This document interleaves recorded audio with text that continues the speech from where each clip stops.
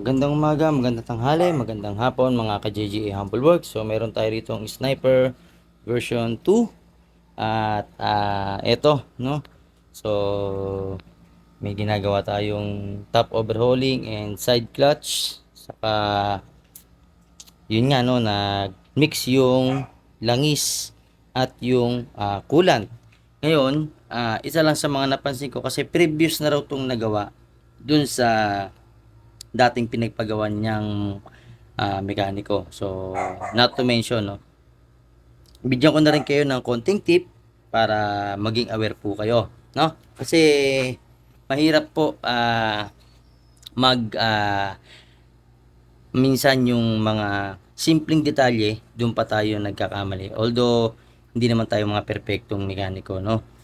Actually, lahat naman tayo nagkakamali. So, bibigyan ko lang kayo ng konting idea about dito sa water pump, no? Sa water pump assembly, meron po kasi ako napansin dito, nung tinanggal ko yung gasket, ayan, nilagyan po siya ng papel, no?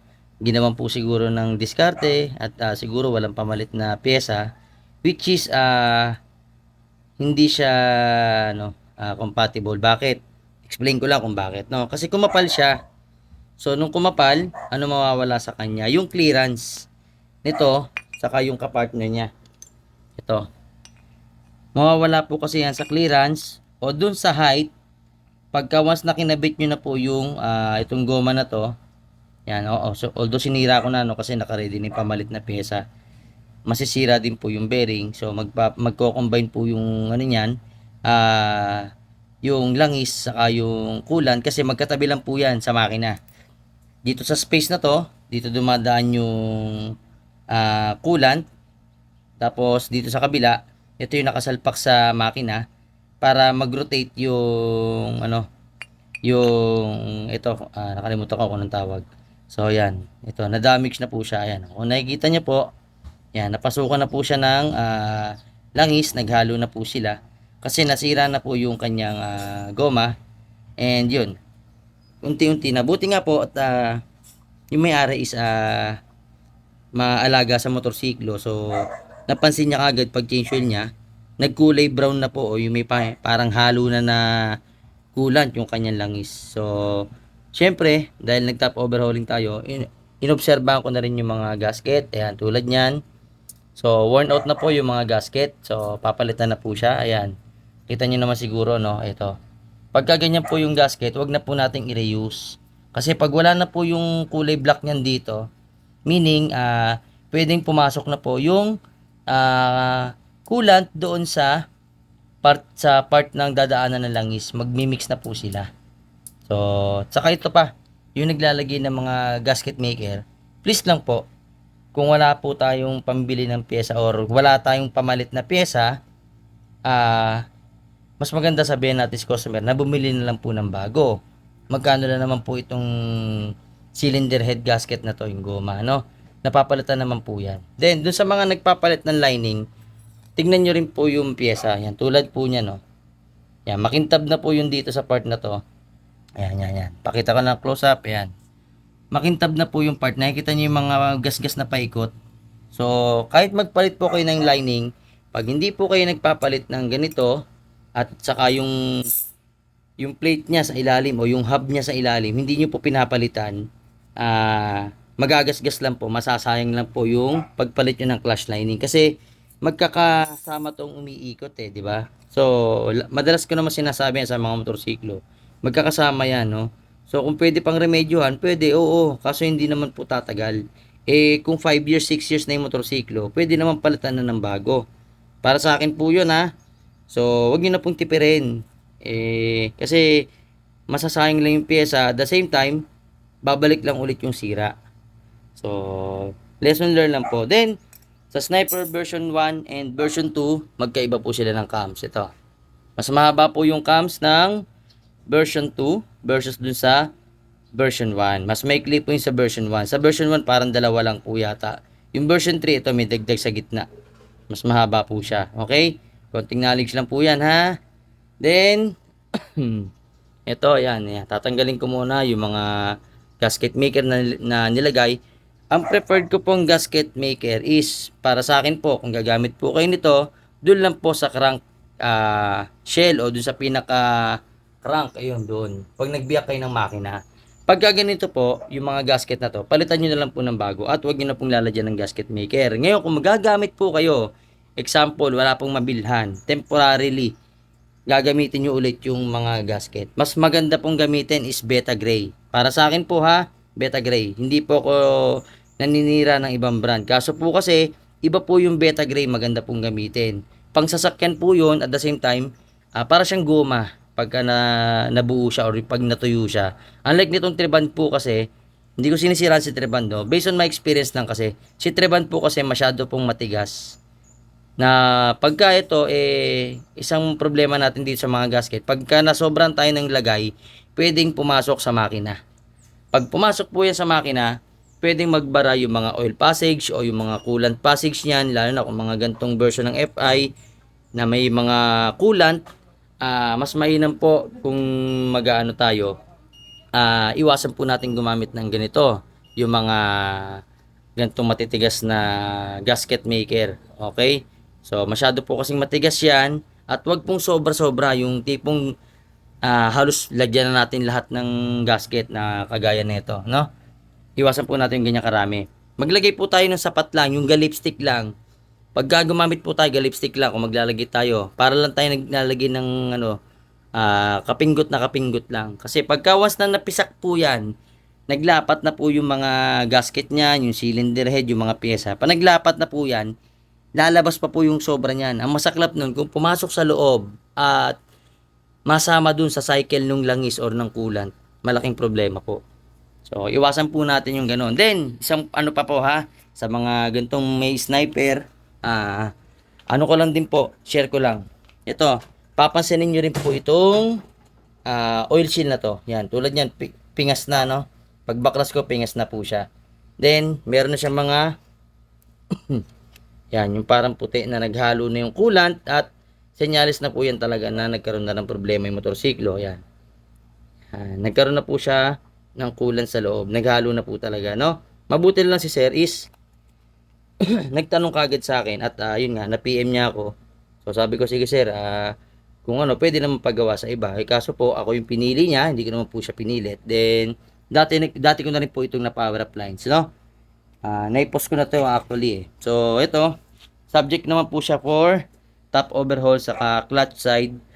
Then, yung detail cleaning din na rin po. Then, throttle body cleaning. Ito po yung kanyang motorsiklo. Yan po yung wiring niya. So, magulo kasi inalis ko muna yung mga pyesa. Mamaya, ibabalik ko ulit yan after kong mabuo. Then, yung piston set, papalitan ko po siya. Kasi, yan, no? Worn out na yung kanyang piston set. Okay naman yung Conrad. Yung kanyang block, okay din. Ayun, no? Buri yung block niya. Yung piston set lang, medyo matagal na yan. So, wala naman masyadong damage yan, no? Yan. Normal na ganyan na po siya pagka matagal na. Papalitan lang po yung piston set. No, hindi po lahat palit block. Titingnan nyo rin po talaga maiging pyesa. Then, ito yung sinasabi ko. Ayan. Yan. Titingnan nyo rin po ito. Yan, no? Tulad yan.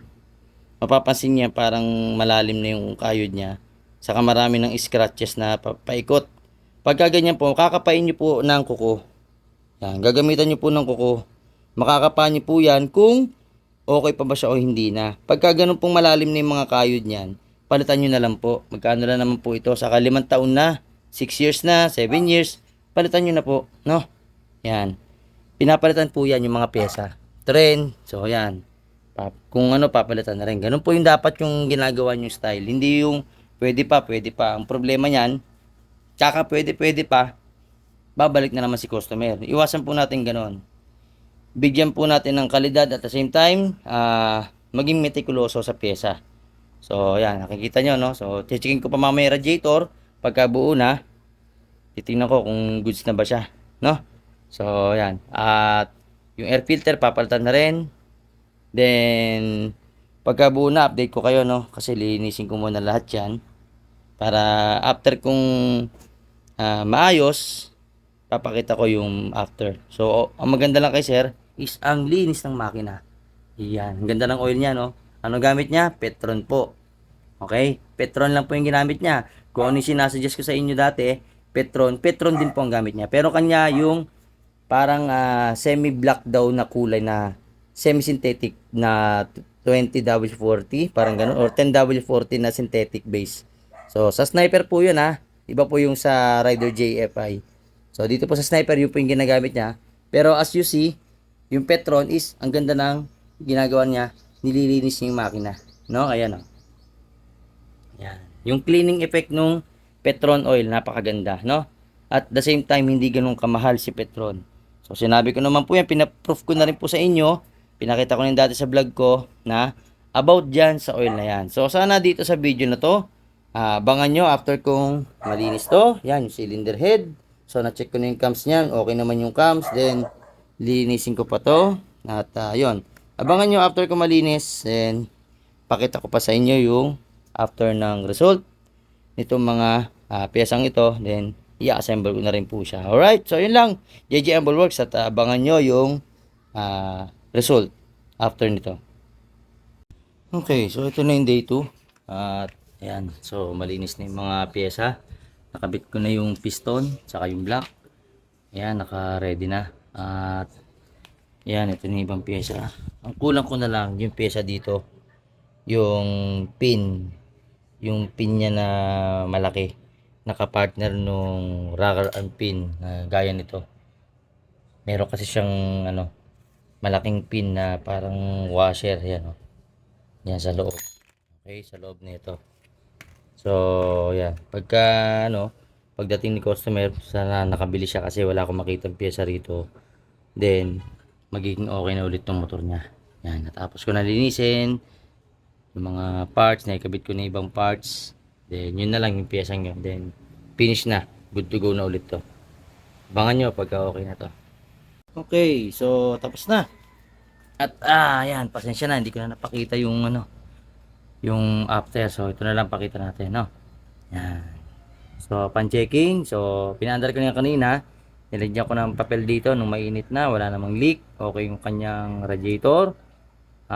Walang tagas. Then yun, naibalik ko na yung pyesa. Ayun, malinis na. And buo na ulit, no. Wala nang leak. Buo na yung water pump. At okay na rin yung kanyang block, yung kanyang piston, okay na. Then yung makina malinis na. Tapos punta tayo sa kabila. So yung reservoir niya, goods na rin. Ayan. Ayan. So goods na rin yan. So nasa full level, no. So ito na yung Sniper V3. Buo na siya. Okay, yan. Then, yan. So, ako rin po pala yung nag-power up lines nito dati. No? So, kung mapapansin nyo yung wire, malinis yan. Walang mga sala sa labas sa loob niyan. Yan. Tapos, lahat po ng piyesang binili ko, o yung binili namin ng customer, is naikabit ko na. So, upon testing, so, tinesting ko na to, na-road test ko na rin. Then, mas maganda, papatest muna natin dun sa may-ari pagbalik niya rito. So, day 2 to, day 2. Tapos siya day 2. Kasi dun sa pyesa dun sa rocker arm, dun nagka-problema yung Logitech. So, ngayon, tingnan natin kung tahimik na. Okay, on natin. Ayaw pa mag-on. Yan. And start. Yun. 11.9.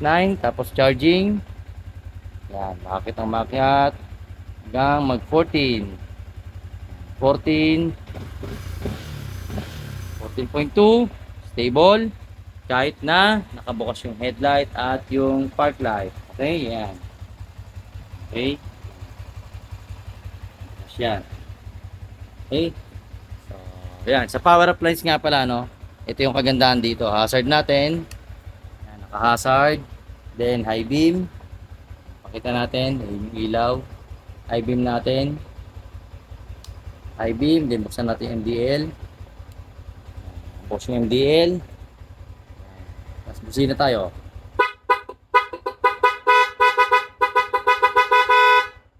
So, kita nyo, no? Hindi rin nagbabago yung minor. So, stable siya. Yan, naka-hazard, no? Kagandahan dito is naayos ko na rin yung makina. Tahimik na. Wala na yung mga lumalagitik dun sa part ng kanyang cams saka sa rocker arm. Napalitan na natin yung mga pyesa. Stable na rin yung kanyang minor, no?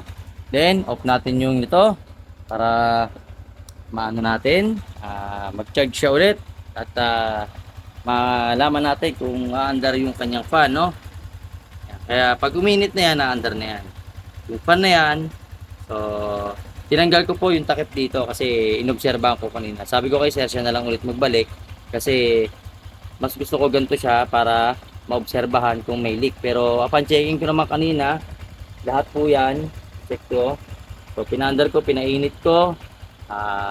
Lagyan nyo po ng papel para ma-check nyo kung may leak, no? Pag mainit na yung makina. So, sinigturo nun si Clinica Moto. Sa kanya ko nakita yon. So, ginawa ko rin dito. Then, tinesting ko. Wala siyang leak, no? Dito sa kanyang radiator. Na-testing ko na po yan. Ito yung papel. Asan yung papel yan?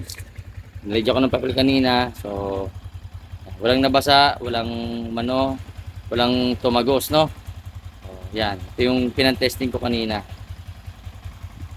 So, ngayon, obserbahan natin. Tingnan natin kung gagana yung VVA niya. Dapat magsisenyas ng VVA dito.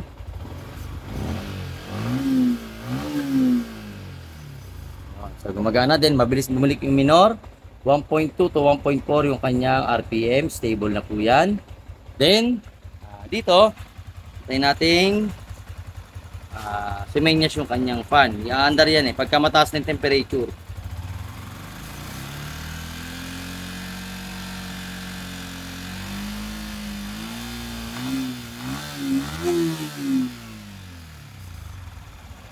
Kailan natin ng konting uminit yung kanyang makina. So, pansin nyo, no, kahit i-rev ko ng high RPM, tahimik pa rin yung kanyang cylinder head, wala nang lumalagitik. No? So, ayan. Na-testing ko naman na. So, para sa akin, goods na. Then, antayin ko na lang si customer para siya mismo mag-testing.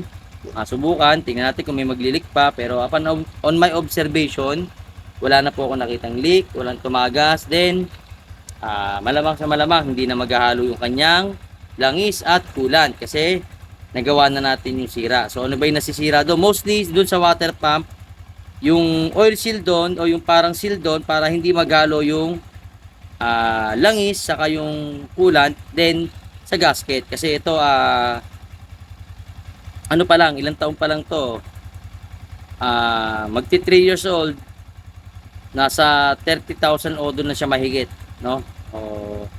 Hindi, magto 2 years old pa lang. Magto 2 years old pa lang itong motor kaso lagi kasing nabiyahe ito ng Quezon. Madalas itong nabiyahe ng Quezon province kaya ayan, medyo mataas yung odo niya. So, nagawa na raw dati kaso nga lang ang problema is ano siya, hindi na detect yung ibang problema kaya ayun, sa akin na pinagawa. So, ayan, inayos natin lahat, pinalitan natin yung mga pyesa. So, nakita niyo naman doon sa video kung ano yung mga pinalitan, no?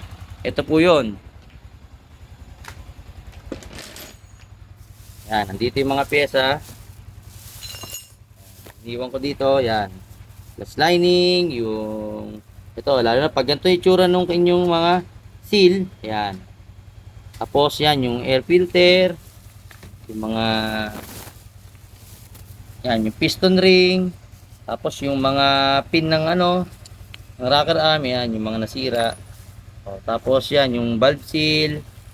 Then, yung spark plug. Ito yung madalas na isira doon. Ito. Yung fan na to, saka yung goma nito. No? Pati yung cylinder head gasket, pinalitan ko na rin po ng bago. Pati yung bearing dun sa kanyang water pump. At yung ibang mga o-ring, pinalitan na po natin. No? So, puro SG, puro Yamaha po. Puro Yamaha po yung pinalit natin na pyesa. No? Ayan, ito yung dati niyang piston. Kaso nga lang, para sa akin, palitan na lang. Kasi buo pa naman yung block niya.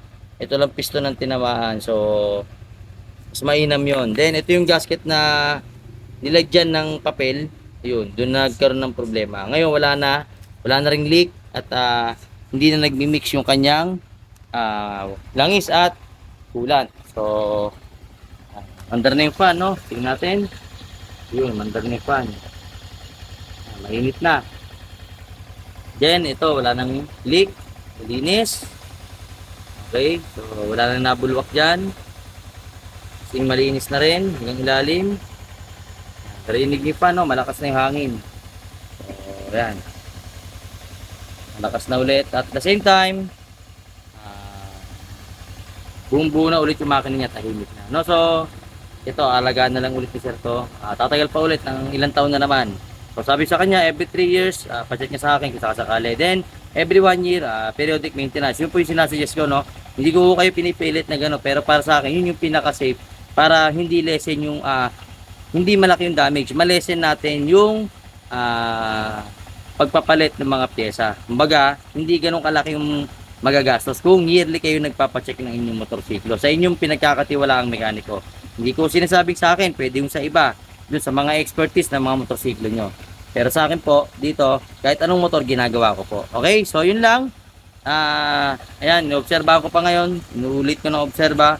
Then, for me, good na, no? So ito, finish na. At ayan, antayin ko na lang po yung may-ari, then good to go na to. So yan lang po, JGA Humble Works at to God be the glory.